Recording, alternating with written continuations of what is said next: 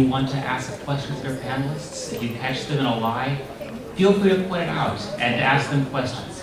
Make them squirm, and feel free to help fill in some of their questions, some of their answers, or expand on them. I'd like to start first by just getting a bit of perspective on the role of voice in all of your organizations, because I think before going into more in-depth discussion, it's useful to understand what role does voice play in your organizations and how important is voice in each of your companies. Maybe Bjorn, we'll start with you and then take it along the road here.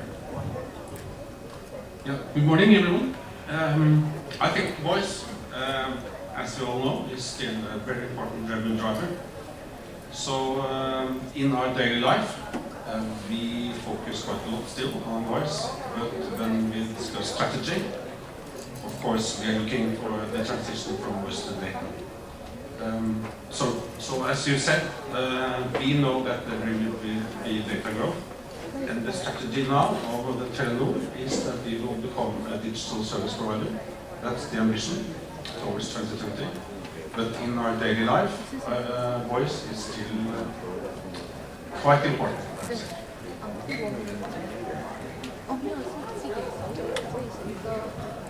Good morning, everybody. My name is Khuan. I am from PCCW, and I agree with you that voice is very important. In fact, voice is transformed.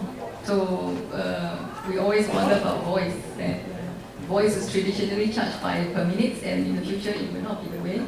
And it is for us to see in the future how it will be, how do we see it. But yes, for PCCW, voice is very important. And in 2014, we actually acquired CSL. Yes, our, the current mobile. Thanks. Do you want a diplomatic answer or you want a real answer? I would like a blunt answer. Something that really upsets the apple cart and is going to offend the audience. I'll put it this way, my view on voice. I spend a lot of time on WhatsApp, on Viber, any of this OTT. But when I want to yell at my employee or my staff or my boss wants to yell at me, he'll call me up. So, that interaction will still be there. And I guess, to answer your questions, it will be there. It's a little too intimate when it's over video, isn't it? Exactly. So I think the intimacy still comes down to when you need to speak to someone, it will still be there. But a lot more will go into digital media. And how are you adapting to that? How does that affect your business model now? For us, we've actually grew tremendously on our data business over the last 5 to 6 years. We saw a lot of the voice went away when we demerged ourselves with our mobile arm, which is Axiata. And because of that, a lot of our investment, a lot of our focus was actually on the data business. Unfortunately, we went back into the mobile business last year, and we're going to launch back our mobility business. So I guess we have to go and go back into the growing back the voice, because obviously if you are into mobile, you need people to make calls, right? The only question is that when we have already been very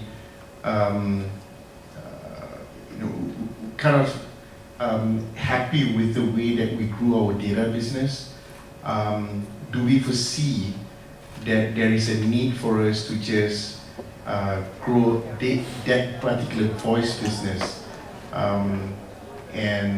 or maybe just adopting an OTT strategy instead? So I think that's where we're looking at it. So in a way, both PCCW and Telekom Malaysia are trying to become more like Telenor, which is a mobile-driven company. Everybody needs to speak, needs to talk, needs to yell at, and I think, for us, we strongly believe that, voice will stay, okay, just maybe in a transformed manner, it will. And in fact, right now, what we are focusing on is high-quality voice. So, where we were cursing and, is not happy with our mobile to mobile call, because it does not behave like a plain old telephone system where you can speak, and in good quality and all that. But I think it is now changing, and the telco understand that we have to go back to the plain old telephone concept and provide quality voice, and make the customer happy with the conversations and stay with the telco. So yeah, so voice is important, and then high quality voice is important. Yeah. So voice revenues for your organizations, are they still growing, or are they flat, or how are they trending now for your different organizations? Are they still a contributor to growth, or are they something you're managing for margin now? I think you pointed it out, Stephan, that you mentioned some countries, and Telenor has been quite successful and perhaps fortunate being in Bangladesh and with our recent investment in Myanmar. And we have seen a tremendous growth also in voice over the last years. You have a very unusual and interesting mix of destinations. Yeah. I think your experience is fairly atypical. That might be, but it's good to be me then. And we've actually seen a growth of 20% on the voice business last year. And even on the roaming side, we were very focused on reducing the data prices, getting the silent roamers active. But what we saw was that when we got the market attractive data packages to roaming, we saw that data and voice grew quite a lot as well. So voice isn't dead in emerging markets. Having said that, we've been investing quite a lot in mobile operations throughout Asia over the years. But our recent investment is in analytics. So we think that the future will become more data-centric. Rozaimy? I saw you reaching for the microphone. Yeah, the thing with the voice and the growth and the high margin of voice to still be relevant in the industry is to be able to actually get into some of the high destinations country, right? Where the use of voice or the traditional TDM is still there. For example, we all agree that countries like Bangladesh, Nepal, India, where the volume of voice when a consumer actually makes a call, the average call is probably about 10 to 20 minutes, and they spend a lot of money making the calls, and a lot of the infrastructure is not ready for OTT, for example. But then again, you see newer countries coming up with better 3G, better 4G networks, and these countries where they've been depending on their voice revenue for so many years, have seen a significant downtrend by 30 to 40%. In Malaysia, we've seen that. In many of the ASEAN countries, I don't have to name them, we've seen that happening as well. There are many foreign workers in Malaysia, for example, that do not make phone calls anymore. They make Skype calls, they make FaceTime, and the home helper, for example, when they iron, my home helper actually iron the clothes at home. She does voice Skype, or she does FaceTime with someone in the Philippines or Indonesia for that matter, and they're on it for the next 2 hours. So you've seen a lot of this revenue will continue to go away. So the more developed the country is, the more infrastructure, the more 4G that comes in, you'll see much more of the voice going down. But then again, still, voice is there. It's just a question of how you make money out of it at the end of the day, right? I just want to say that actually voice is going up, but in a transformed way, because they are talking more. People are really, really talking more. I mean, you think about yourself, do you talk almost now, at least, well, not close to 24 hours, but at least, because now you can talk to anybody in the world at any time, in whatever method. You could be on a WhatsApp, you could be on the LinkedIn. These really, really conversations, that take place in a different mode. And people are really talking more now. And actually, there is an advertisement in Singapore where they are telling the people don't talk and walk. don't talk and drive because it's very dangerous. But people are just talking all the time now. So yeah. That's a good observation. In fact, the demand for international voice is pretty much limitless. I think we all agree. The challenge for telcos is that ever more consumers are learning that they don't actually need a voice service carrier to do that. And Rozaimy, to your point, I think the intimacy of video is something that's very hard to compete with for telephone companies, for calls between family members, for example. I think, I pointed out a while ago that Skype video was the killer app for grandparents. My mother-in-law, once she discovered Skype video, just loved it. Unfortunately, she's in a rural part of the US with terrible broadband service, so the quality of the calls is never as good as it should be. But she loves being able to call the grandchildren using Skype. And I think that's something that's difficult for telecom companies to compete with. But in a way, it's also a new type of traffic. It's a traffic that probably wouldn't have existed before. So it's not necessarily taking money away from the phone companies either. But it is challenging to compete with that. No, I agree with you. This is a new type of service that we hadn't 10 years ago. So it's on top of what we already do on the traditional voice. So I agree. When you really need to get hold of someone, you go to their phone numbers, and it's a killer app. You can phone anyone anywhere if you need to reach them. And of course, when you're traveling, like you do quite a lot, Stephan, you can have dinner with your family and have Skype dinner with your family. I actually, on one longer business trip when my children were younger, I took a couple of their favorite books with me, and I would actually read to them, or read books to them in the evening over Skype video. Exactly. It worked. Well, then can I ask a question then? We come down summary, we know that voice is not going to go away. Can I ask Bjorn, how do you make money out of OTT? Being I'm the new kid on the block, right? I'm just getting back into the mobility business. From a Telenor perspective, how do you think that you can make money out of the OTT then? The way I understand it is that we try to deliver those apps and be a part of the value chain, not only deliver the content on behalf of others, but also deliver apps. So we are very proud of our capture service, where you can store all your movies and pictures and so on in the cloud.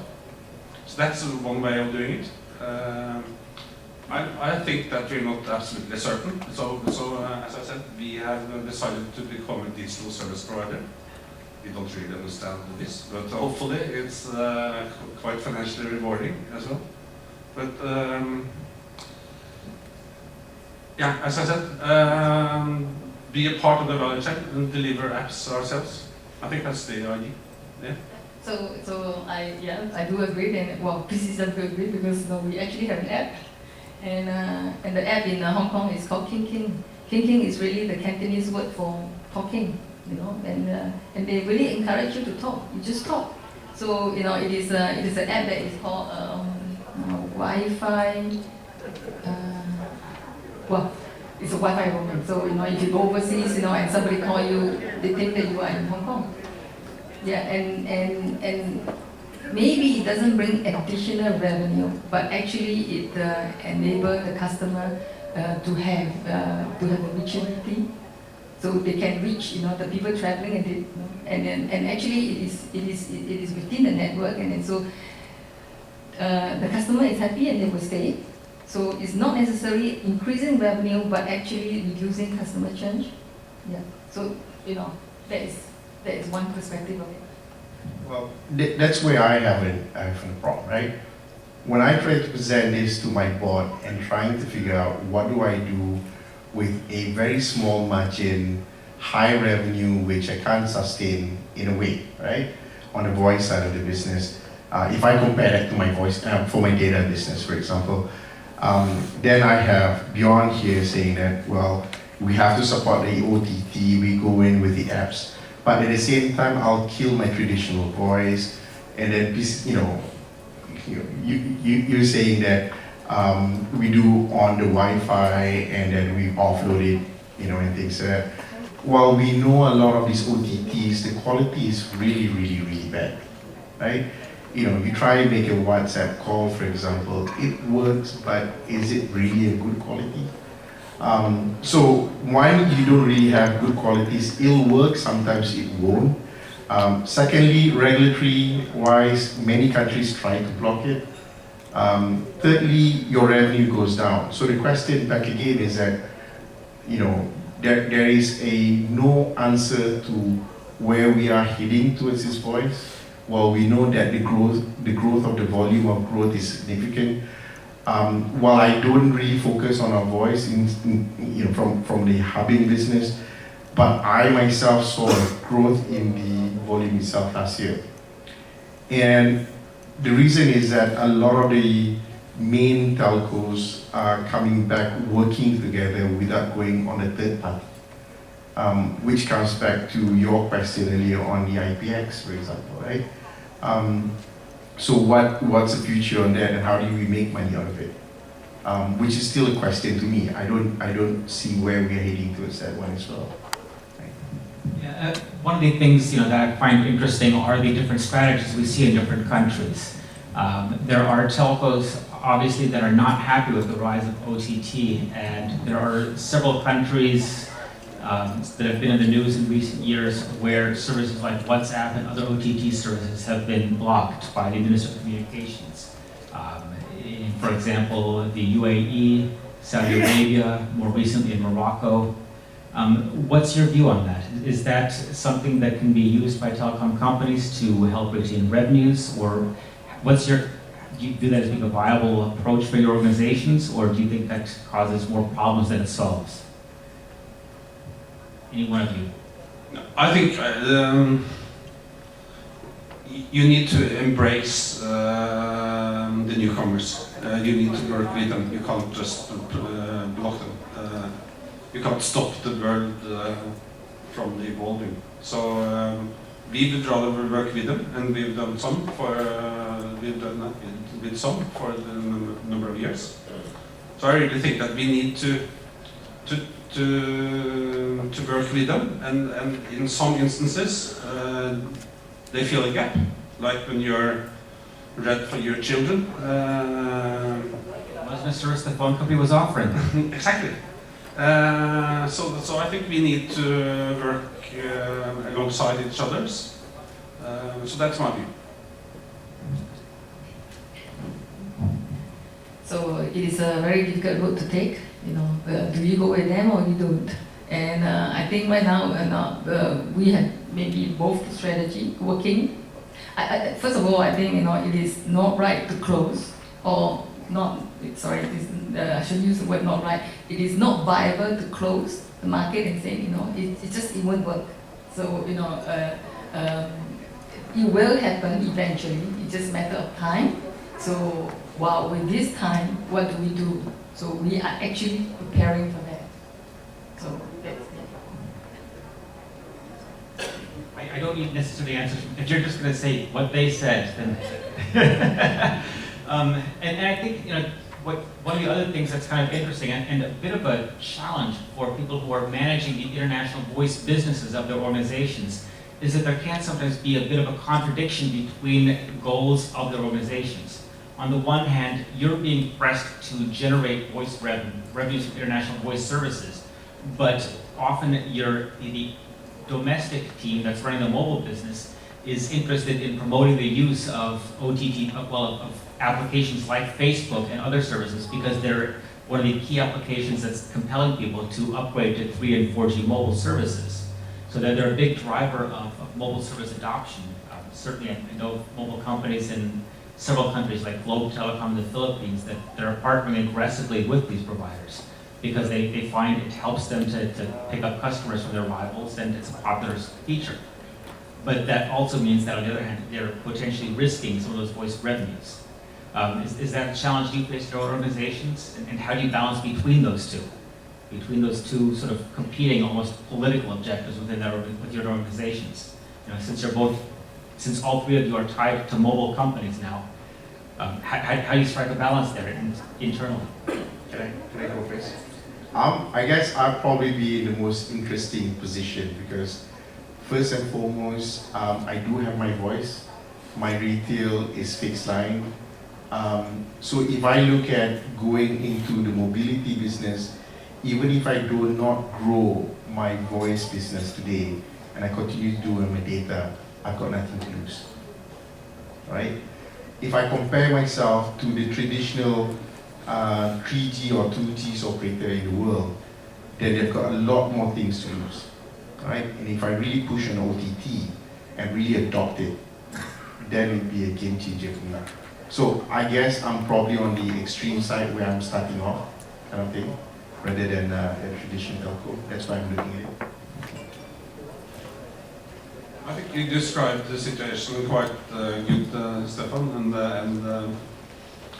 we experience, especially perhaps more in Europe than here in Asia, that they're really pushing the applications and they work very close with the OTTs. And it is a challenge for us when we work on the voice business. But when we look at markets like in Pakistan or Bangladesh, voice is still quite important for, I would say, very important service for them. So that has been the success for Telenor in right. But the question is on the from the carrier perspective, I think there is the traditional settlement that has been done for years and years and years probably need to change, right? I mean, Khuan was brought up in a way that we talk about the per minute charge of what we've done before, right? Maybe as part of a bundle that, you know, between the telcos, two telcos, settlements may be zero, you know, as part of a service that we can render between the two carriers, which will then drive the usage of the voice higher. And that is something that you can value add and provide stickiness.